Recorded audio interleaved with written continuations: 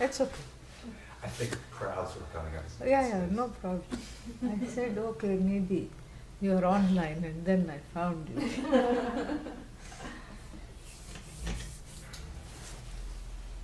Sri Rama. What class is this? Mundaka.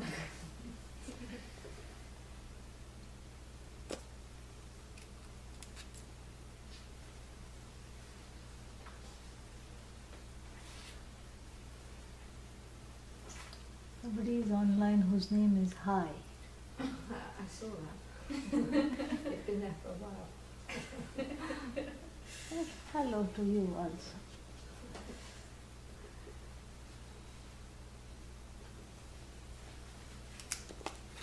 Om Sahana Bhavatu Sahanau Bhunaktu Saha Viryam Karavavahai Tejasvinavadhitamastu ma vidvishavahai. Om Shanti Shanti Shanti. Om Bhadram Karnebhih Shriyam Devaah Bhadram Pashyemakshabhiryajatraah Sthirairangaiः Stushtabhagam Sastanubhih Vyashema Devahitai Yadayuh Swasti na Indra Vruddhashravaः Swasti nः Pusha Vishwavedaः Swasti nastarksho Arishtanemiः Swasti no Brihaspatirdadhatu. Om Shanti Shanti Shanti.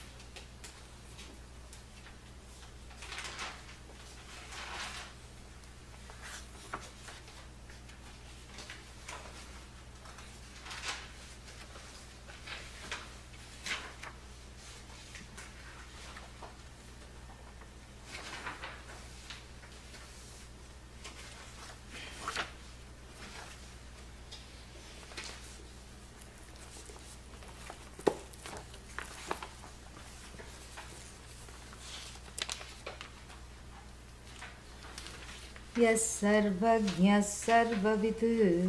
Yes sarvajñah sarvavit. Yasya jnanamayam tapah. Yasya jnanamayam tapah. Tasmadetad brahmanama. Tasmadetad brahmanama. Rupamannancha jayate. Rupamannancha jayate. Yeah, very nice mantra. It will go quickly because we have already covered it in that extensive introduction. At least I think I have covered it. And in case it is still under cover, we will look at it little more in detail. Remember how this whole thing started. With Shaunaka going to who? Angiras. And what does Shaunaka say? I want that knowledge, knowing which everything is known. And what was told? There are two knowledges you have to know. One is called Para, and the other one is called Apara. What is Apara? First he says one is called Apara, the other is Para. So of course it begs the question, there is an Akanksha created. What is Apara? You know, everything. Everything is Apara. Oh, then what is Para? That cognition, which is the result of the operation of the buddhi, a nicely sharpened, honed buddhi, chanting Medha Suktam every day, a buddhi that is made into a receptacle of knowing. So, in that buddhi, what happens is para. What happens in the buddhi? Most of the time, nothing is happening. So, how do I understand this para? So, for that, it is said that there is a very subtle change. So, another paradox of Vedanta, that the changeless is understood through the as though mechanism of a certain change that is happening, that is resulting in the cognitive process. And what is this cognitive process? The cognitive process usually is twofold. One is it goes, and when a word is said, when it hears something, it already, you see it, the object of the cognition is perceived in the mind's eye, so to speak, to use a cliche. And then the cognition, as it were, the means of cognition, as it were, blessed by consciousness, go forth via the apertures or the ways of knowing, such as eyes, ears, etc., and wrap themselves around this object. Right now it's a purple flower. And then what? And then they corroborate what was seen in the mind's eye, and this is a twofold cognition called, which technically the two components of this cognition that results in, now we don't call it cognition anymore, even in English. What do we call it? Recognition. Because that first one is already happened. So when I say, this is flower, meaning not even this is flower, I know this flower, as a purple flower. So when I say that, then that means that there is something that has happened which is actually a recognition. It's a recognition, it's no longer a cognition. And so these two components, the technical names are vritti, vyapti, where the vritti has already mounted its, object. Sometimes it gives a choice. Pot, is it big pot, middle sized pot, or a small crack pot already, and then which is confirmed after actually sighting of the pot. Flower, is it that yellow rose flower which I saw yesterday, or is it the flower that was used in yajna, or is it another flower, and then so that's why there is the possibility of surprise, because what I thought was not what I saw. What I saw is different from what I thought. Correct? Yeah. So that's what happens. And so that's why the vritti adjusts itself, Like you're used to seeing someone sitting in a certain place, and that place is not there, then you assume, the initial assumption is, maybe they are online, and then you see the same person in a different place. And then there is that adjustment, process. And so that's why the knowledge is always updating itself. And so therefore one can say, I am the knower. And in this apara vidya, this knower is not dislodged. The knower is constantly kept and refueled, because the knower has to be in place to say, I know the object. The subject has to be, wearing the cap of the knower, so much so that you think that your own head is nothing but the cap. You mistake the cap for the head. Yes. And that's the problem. And so there are technical words for this. The first, the cognition in the mind's eye of the object is called vritti, vyapti.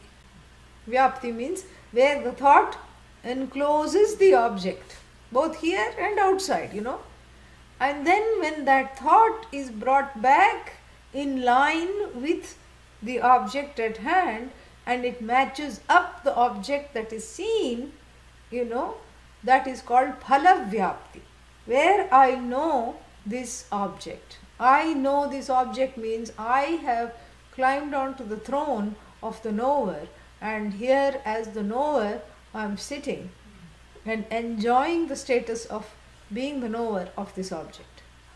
In aparavidya, all this is what happens in due course. We don't even notice it. There is absolutely no difference. It's seamless transition between vritti vyapti and phala vyapti. It's not like vritti vyapti takes place today and phala vyapti in the next 2 years. No, it's instantaneous and seamless. You don't often see the connection at all. It just happens. But then the problem comes in paravidya. In para, what happens is that who is who is to be known? I. Who is the knower? I.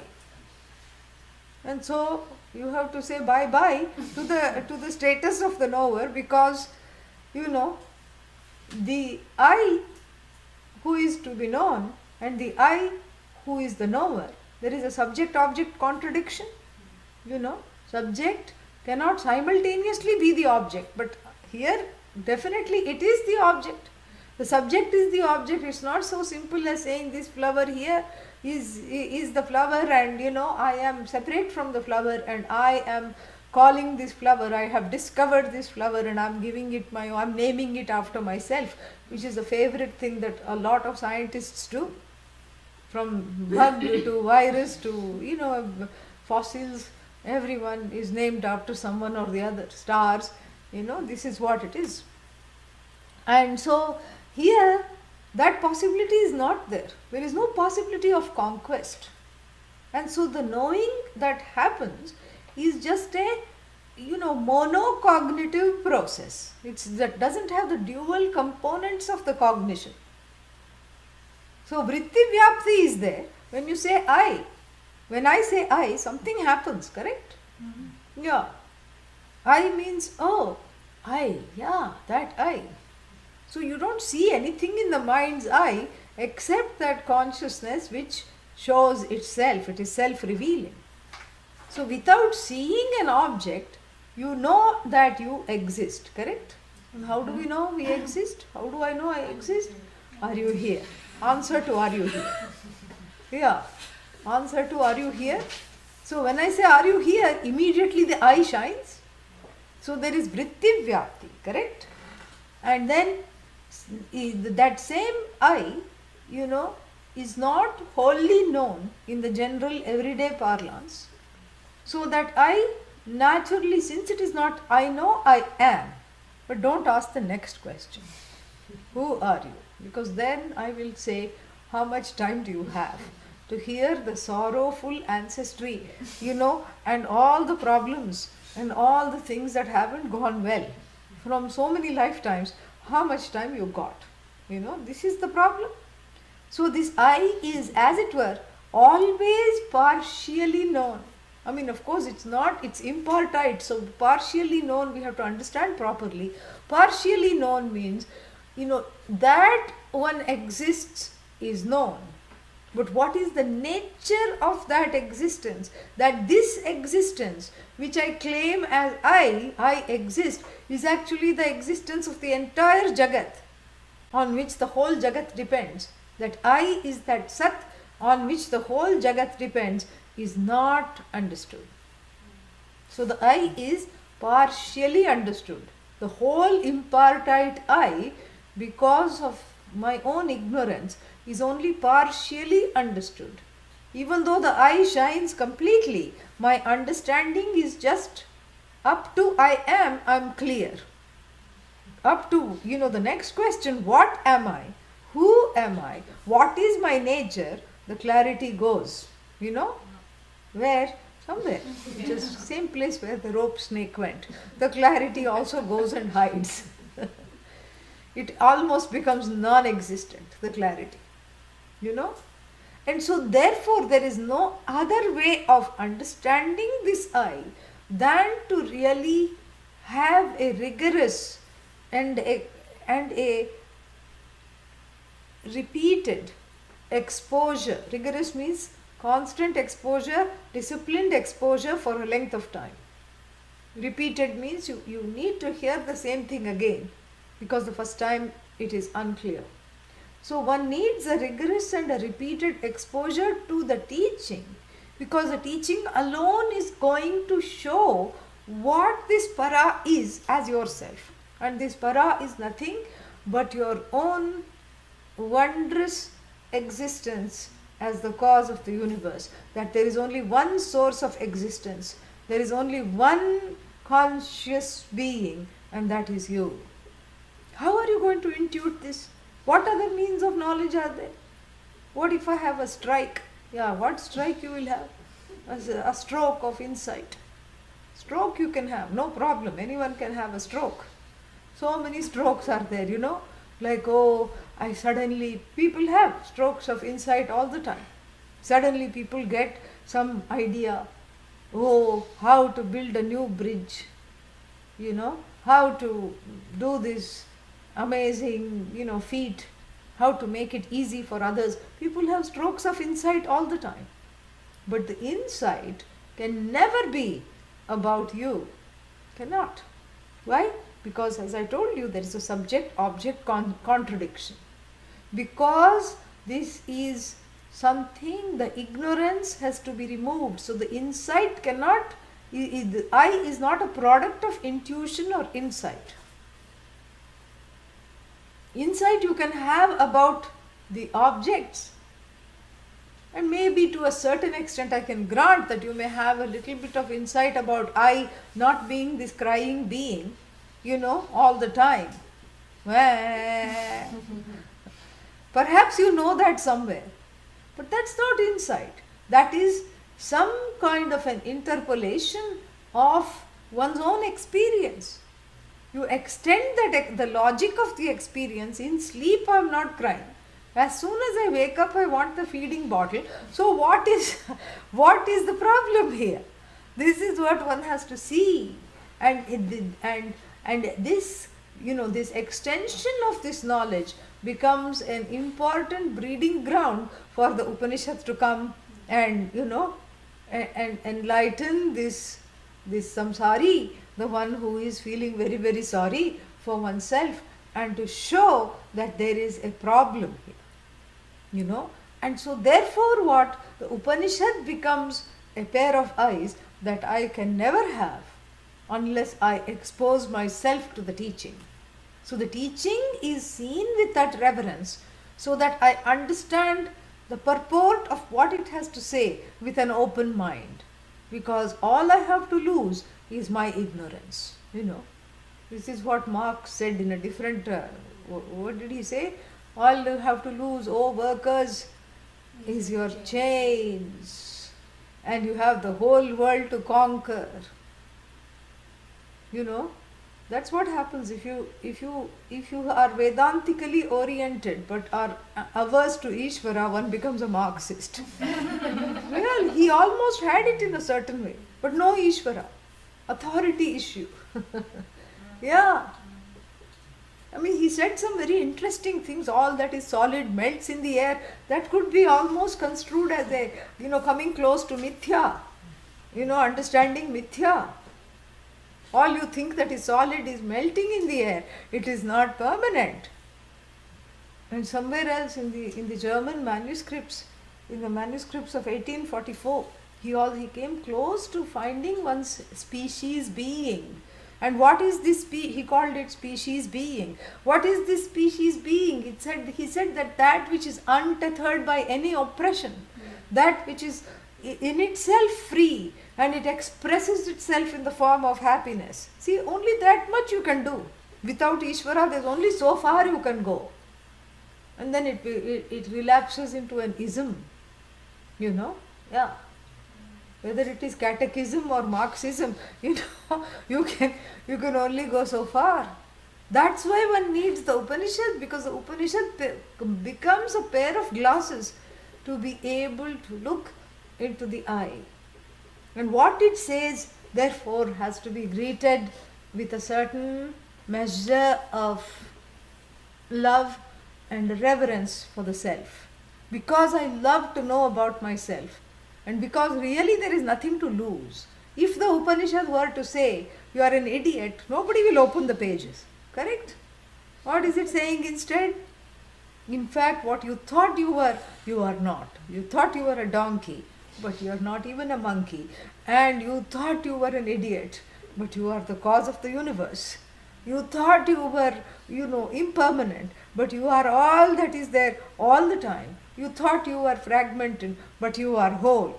You thought you were afflicted by your own guilt and hurt, by your own omissions and commissions, and by the omissions and commissions of others around you. But what are you? Free of those omissions and commissions.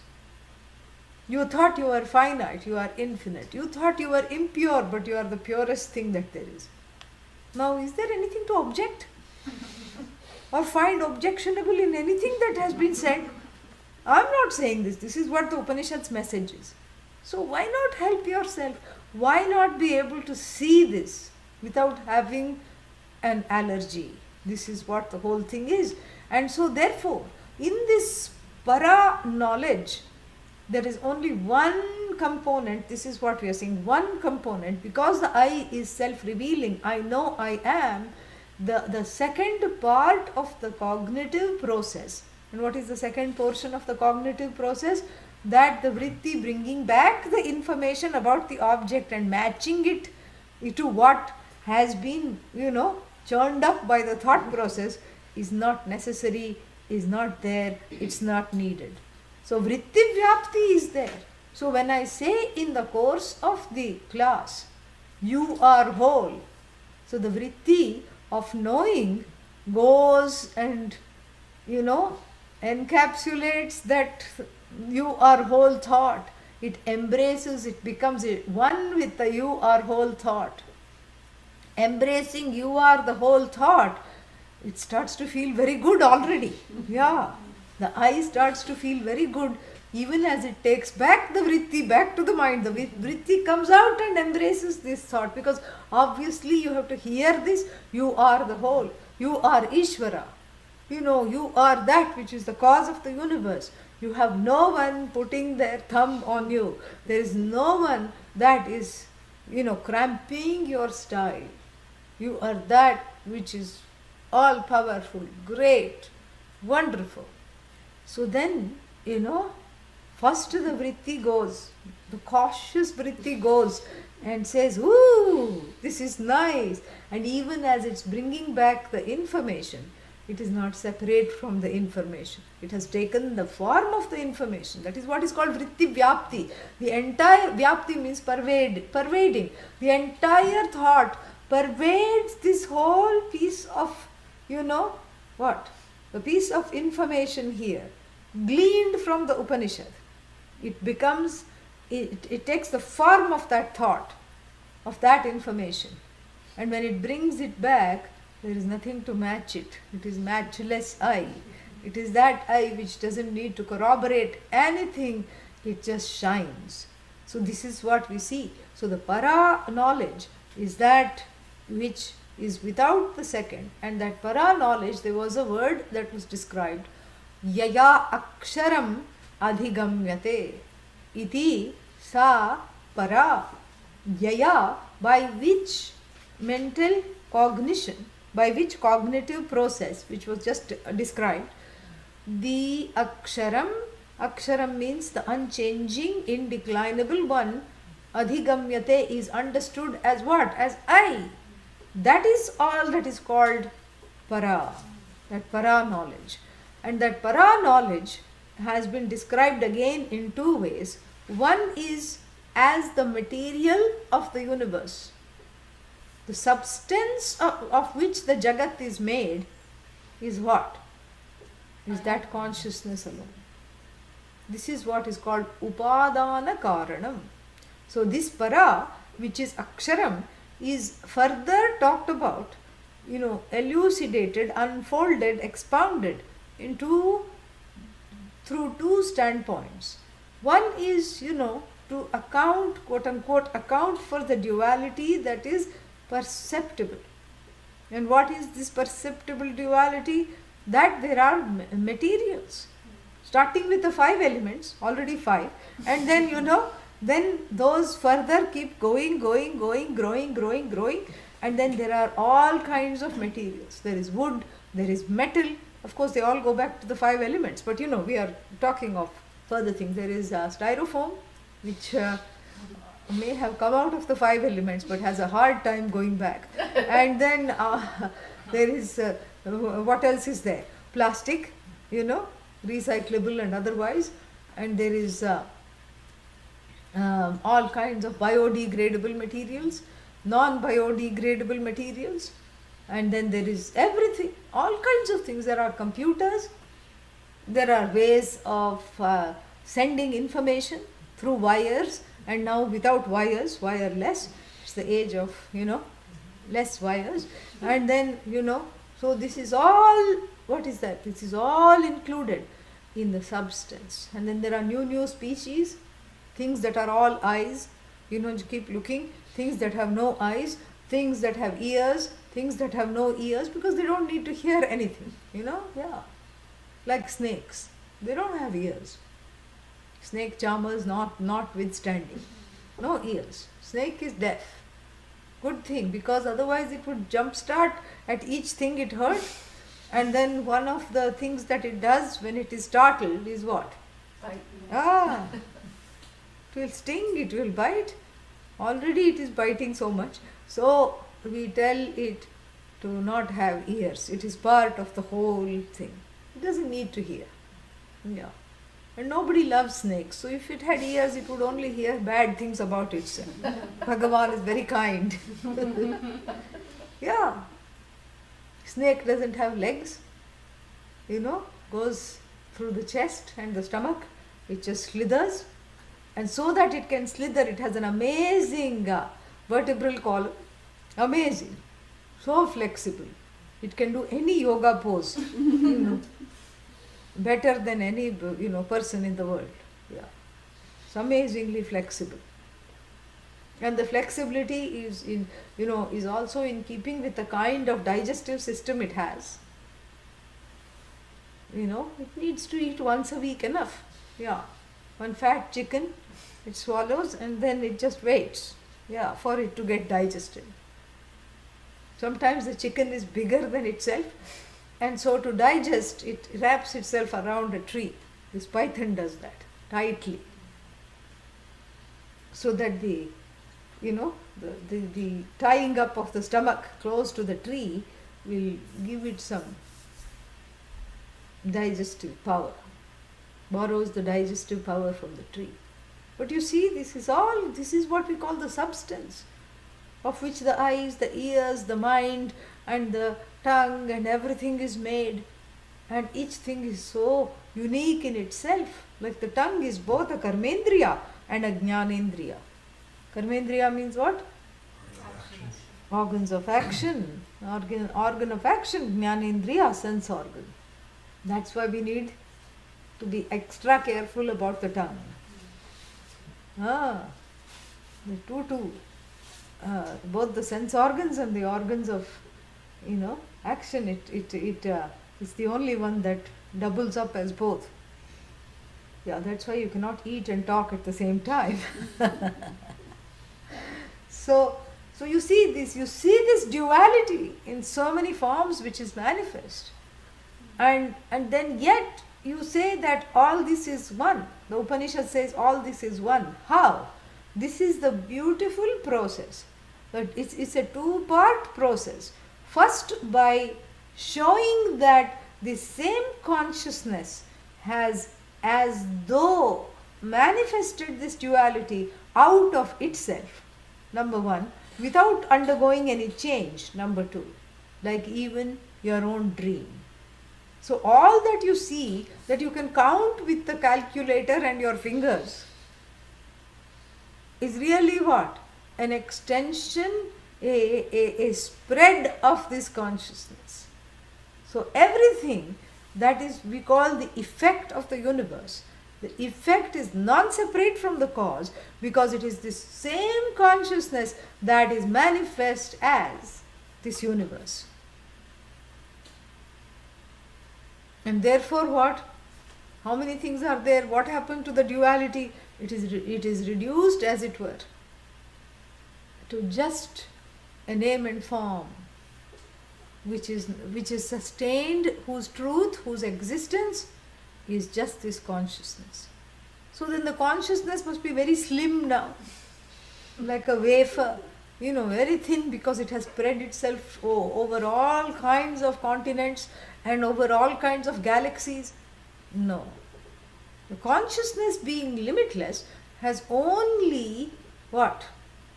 Manifest as that without undergoing any change. This is very important to understand. No change has been undergone by this consciousness to quote unquote become the universe, because the universe is not a becoming. To think that the universe has become, the consciousness has become this universe is very unbecoming. Yeah. There is no becoming involved. And that is a very important component of this knowledge. But that's not enough. We need to understand not only the fact that the substance is non-separate from the consciousness, that all that I see and encounter with my sense organs, all the objects, is not really separate from I, the subject. That is a very important part. But the other really important part is to see the status of the object. What is the status of the object? Is it as real as I? Is it or is it not? No. And here is where we help ourselves to those two orders of reality. What is the I called? Satya, Satyam, Sat. The only source of existence, the only source of consciousness, the only source of knowledge, the only source of sentiency, the only source that is limitless. Sat. And then what about all this apparent duality? Mithya. Apara. Yes. Mithya.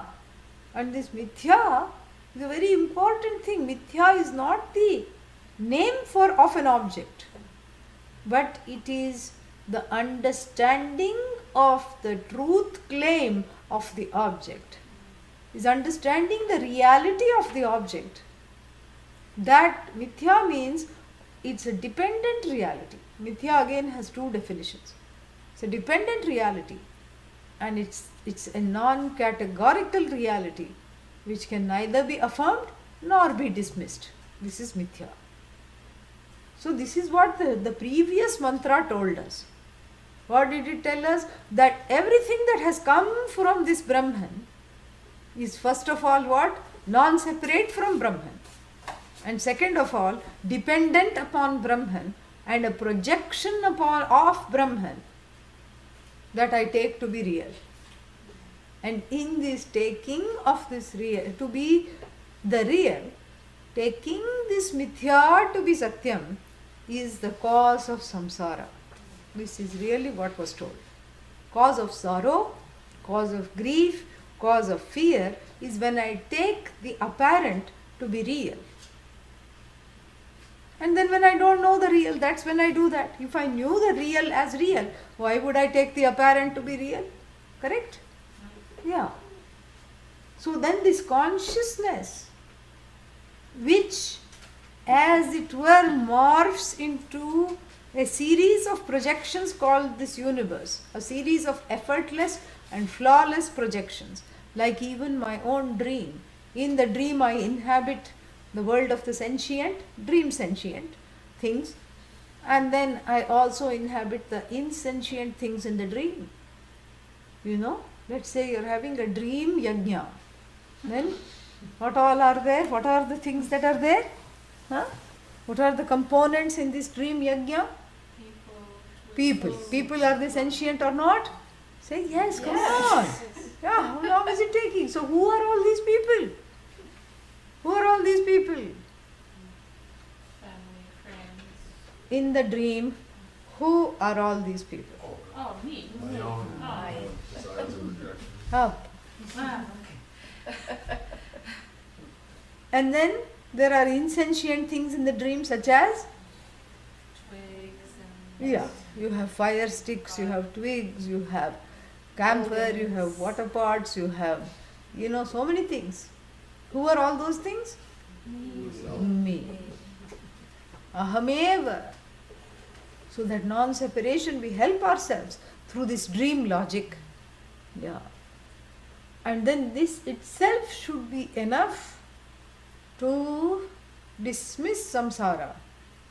This itself should be enough to what? Give freedom, moksha, which is nothing other than the dismissal of samsara. But it is not. What is missing? It is not. No, not the dream. I'm saying the part that the substance, let us go back to the argument. This was an example. The argument is, the part of the argument we have studied, which I have just recapped, is that the substance being non-separate from that consciousness, and that consciousness being I alone, is not enough to free me from samsara. What is missing? Understanding Yeah. that the substance is I mean, this is a knowledge. Huh? seeing that Ishvara. the substance is not separate from Yeah, substance is not separate, that is the knowledge. Substance is not separate, yes. Substance is not separate from this consciousness. This consciousness resolves into the I, is none other than the I. And the substance, the nature of the substance, is also an apparent reality. Even that far we can go. It comes out of the I and resolves into the I like even a dream. This should be enough to free me from samsara. But it ain't. Why? Yeah, because the nature of that consciousness which can cough up this reality, which appears so real, and then what? Swallow back that reality, which without any trace. Where did it go? In fact, there is no one to ask where it went, because the asker is also swallowed up in that consciousness. So there is a difference here. It's nice to be in this swimmy consciousness that is, projecting everything and retracting everything. That's okay. But then, what is it that is missing here? What is it that is missing? What is missing is this whole understanding. Now you can hear a little better, I think. Is this whole understanding of the nature of this projector. Is this projector of this whole duality, apparent duality which I take to be real, what is the nature of this projector? And then in relation to this projector, who is this I? This embodied being, and which category the body comes? Finite or infinite? Finite. Yeah. So am I the projected? Do I count myself in the projected? Do I count myself in the projector? If I am the projector, then why do I come under the laws that are of the projection? And if I am the projected, then why am I not happy being a cough-up of Ishvara? And and say, okay, this is how it is. You over there, Kidrishosi Mahadeva, whatever your form it is, fine. Just take care of me. And why have you put me in this? All right, just I leave myself to you. That's all right. I can never become you. You are the greatest, east or west. You are the best. This is what I should say, and be happy being finite. Be happy being a projection. I don't want to be trapped in someone else's dream. This is what it is. I don't want to be part of someone else's projection. The I will never settle for this. That's why the second part of this teaching, there is no parts, but really, just to be good to say that the standpoint, the second standpoint from which Brahman is unfolded by the Upanishad becomes an extremely important thing to understand. And what is that? As the ruler of the universe. And this is very important because even though I am ultimately that consciousness, I am that consciousness, there is no doubt, but it's not evident. If it was evident, why would I need the Upanishad? Right? I don't need the Upanishad unless it is something that I can only understand if I am taught this. And so what is it that I have to know? I have to bridge this gap. The I, Tvam Pada Artha is very easy.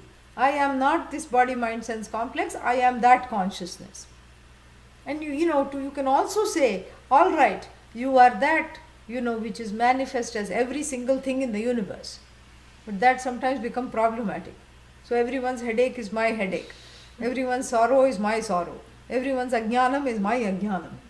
Whether it regards para or apara doesn't matter. But that's not how it goes. So we need another way of looking at this. And what is that?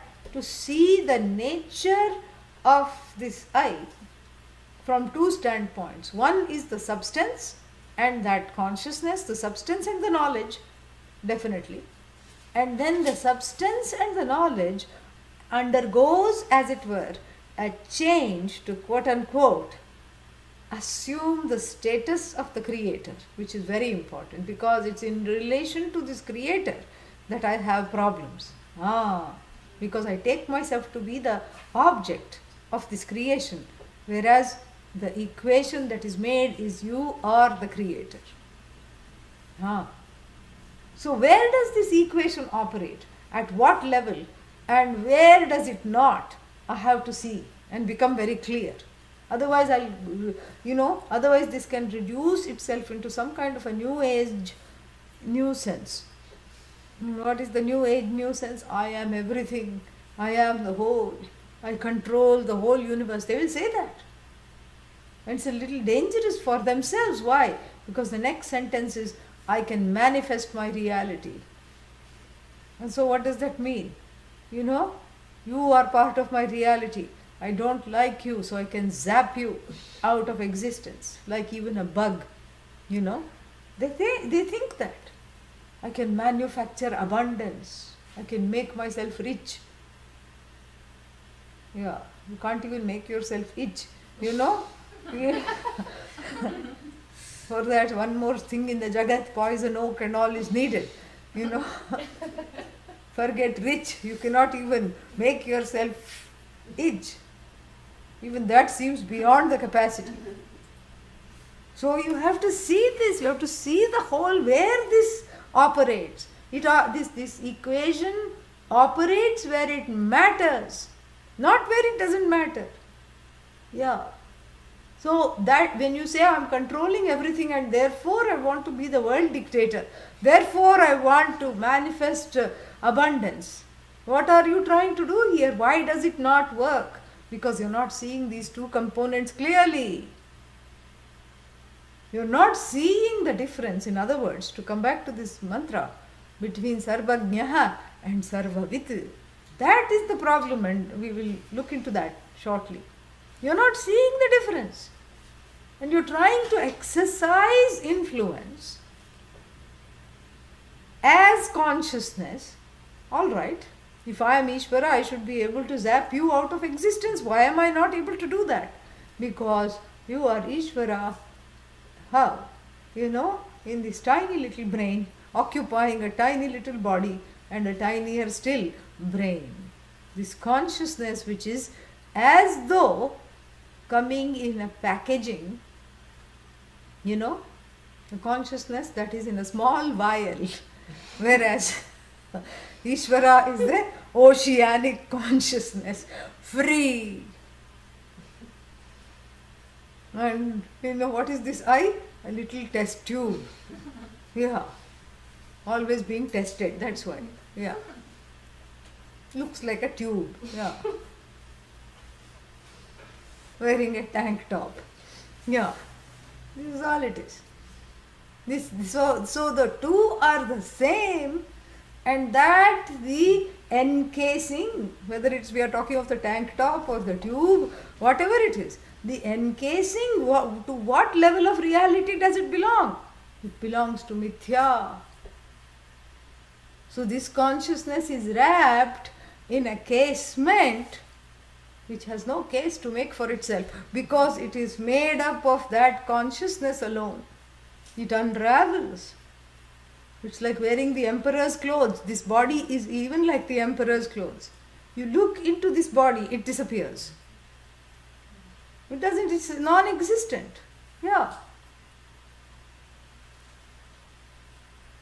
You know, and especially in the modern day, it's very, very interesting. Because you ask an 80-year-old, you know, what is real about your body? Knees already replaced 20 years back. Hips replaced 5 years back. Teeth in the process of being replaced. Hair transplanted, you know. So you can have everything without really that thing. Even with regard to the body, you can do so many, magic. Yeah, the body is just is a walking, talking assemblage of nuts and bolts, literally. This is mithya within mithya, in a way. Yeah. And you can just extrapolate that and see how, and the brain also will be transplanted very soon. Yeah. And you can extrapolate that and see that this substance that makes up the body falls apart if you inquire into it. Even if you don't inquire, it is falling apart. But as soon as you inquire, it just goes. So this little vial, this little encasement in which is contained ocean water, and the person is full of mistaking that oceanic consciousness for the salt of the tears. That's what, So this little collection called tears in this vial, which is the encasement of the jiva, is really, that encasement is made of an invisible substance, mithya. It just deteriorates upon contact with knowledge. You put it in the Upanishad, it fizzes away, nothing is there. As soon as it contacts the knowledge, the casement comes away. This side. And let us say that casement, for the sake of illustrating this, it is a big vat of that same water. On that side, the vat also comes apart. All there is that consciousness alone. Consciousness without container, I have to understand. And so the containment is as though I have to understand, starting with this body, mind, sense complex. But that's not where I have to stop. I have to take the as though nature of this containment all the way up to Ishvara. But why? Because I am affected by the laws of the universe which are attributed to that consciousness wearing a hat called Ishvara. Yeah. You have to knock off Ishvara's crown and you have to forcibly, take off the rags of the jiva. Yeah. There was one person in the village, no more now, but one person was there who was mad, harmless, but totally off. And everybody fed this person. Nobody knew where he came from, and nobody knew whose family he was from, nothing. He just came one day and he was stark mad. And so people fed him and took care of him. He slept under the tree or in the outskirts of the village temple. And but he had some phobias. One of them is water, meaning no baths, no showers. And then the other phobia was to take off the clothes. Very difficult it became for the people to feed. Because how are you going to, you can't even be around the fellow for 2 minutes without fainting. How are you going to give him food? So then the villagers devised a way where a date was fixed once a year. 1 year they could tolerate him. So when he was sleeping, They would all gang up on him. Was very strong, and he would, curse, bite, scratch, gouge your eye out, do whatever it was. But everybody would catch hold of him. Half the people would take off his clothes forcibly. He would just be wearing rags. By 1 year, if you wear the same thing, what will happen? It's dusty, dirty, and fully decimated. And even that he was not willing to take off. So they would forcibly take it off. And somebody would have already started a fire. And the clothes would be put in the fire. And then they would take him forcibly to the river. This would all happen at the riverside. Dunk him 3-4 times. Somebody would soap him, scrub him with a brush. And then somebody would, with great difficulty, put him into new clothes. This is how the villagers took care of him. Great compassion. Yeah. So, this is the lot of every jiva. Stark raving mad. Refuses to give up the tatters of identity in the form of this body, mind, sense complex. Refuses to give up not the body, the identification with the body, the identification with the mind as I. Jiva is insane. Really? Yeah. When the Upanishad mother, has to forcibly take off the rags of ignorance. And then what? Rags of misconception, rags of finitude, rags of limitation. You have to drag the rag from this jiva. Yeah, because the jiva holds on, cuts, scratches and bites the Upanishad. Doesn't resist this knowledge with every fiber of strength. But the Upanishad prevails. Yeah. Because at this point, after the bath, the person would just relax and give up. Yeah. And then the new set of clothing that comes is what? A new identity. Yeah. Only difference is it doesn't have to be done every year. Yeah. Once it's done, it's enough. Once it's done, it's enough. Doesn't have to be done all the time. And this is the true story. This is not a made up thing. There was such a person. And when I heard the story, I immediately thought of this. Because it fits. So what is this new clothes that I don? That the jiva dons? The new clothes. It's got the lettering. Sometimes, you have scarves that say Om Namah Shivaya, Hare Krishna, Hare Rama, like that. The new clothes have the letterings of the Mahavakyas. The person is dressed in the robes, the fine robes of Mahavakya. So that one does not mistake the tatters and then feel left out of the grandeur of the robe of Ishvara. So you have to do 2 disrobings. You have to disrobe forcibly the jiva. And Ishvara is not, Ishvara is only too happy to be disrobed.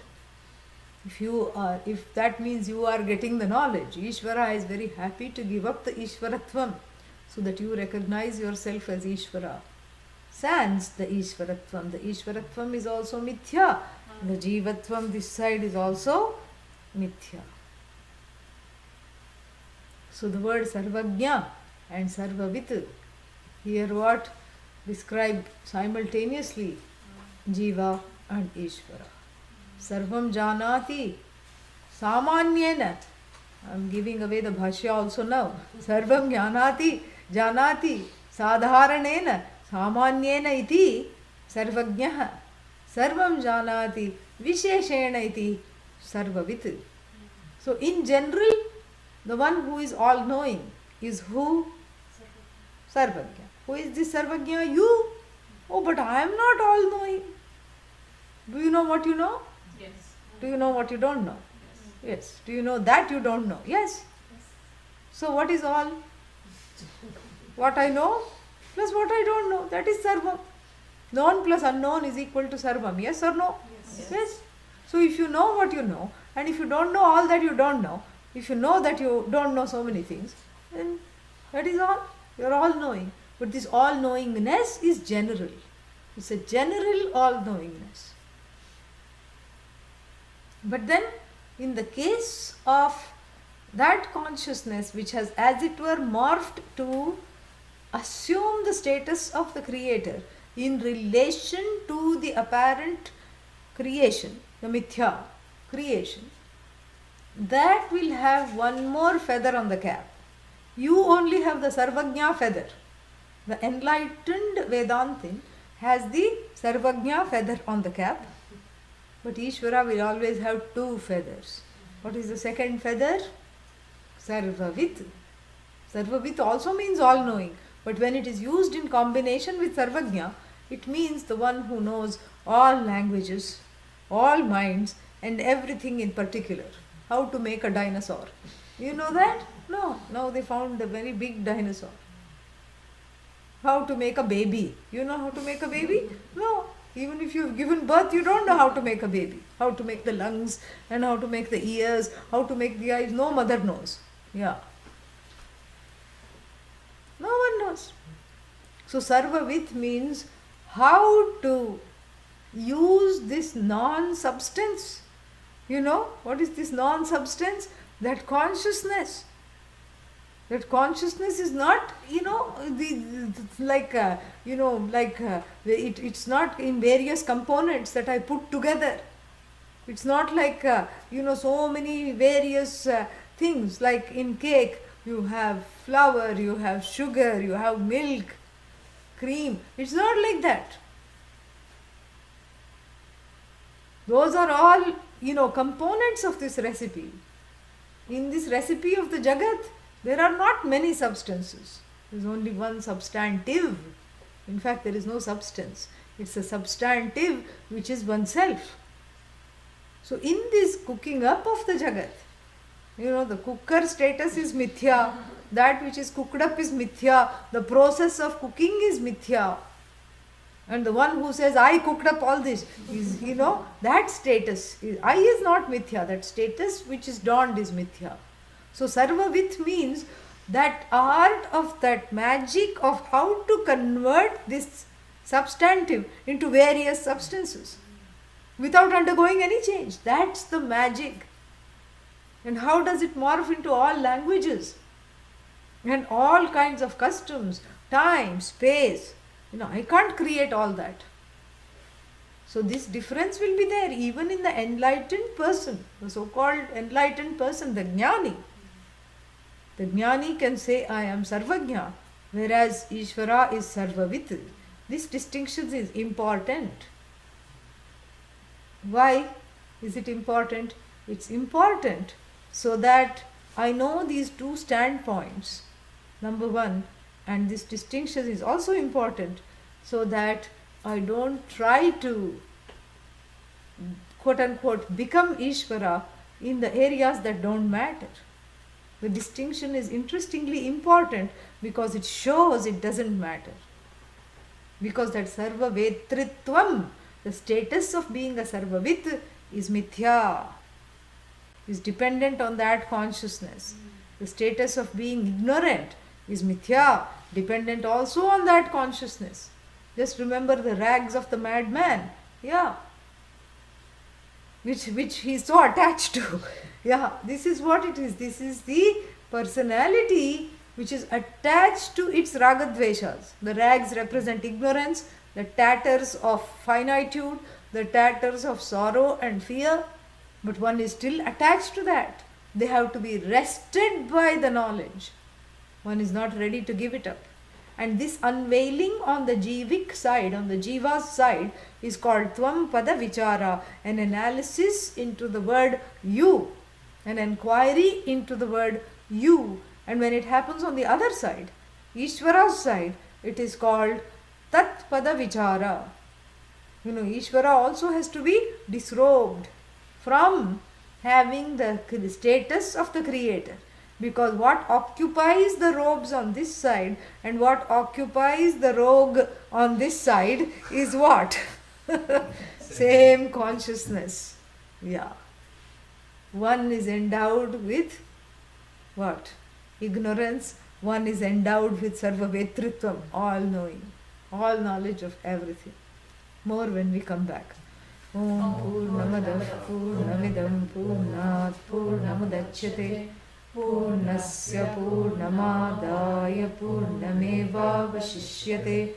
Om Shanti Shanti Shanti. Harihi Om Shri Gurubhyo Namaha. Harihi Om.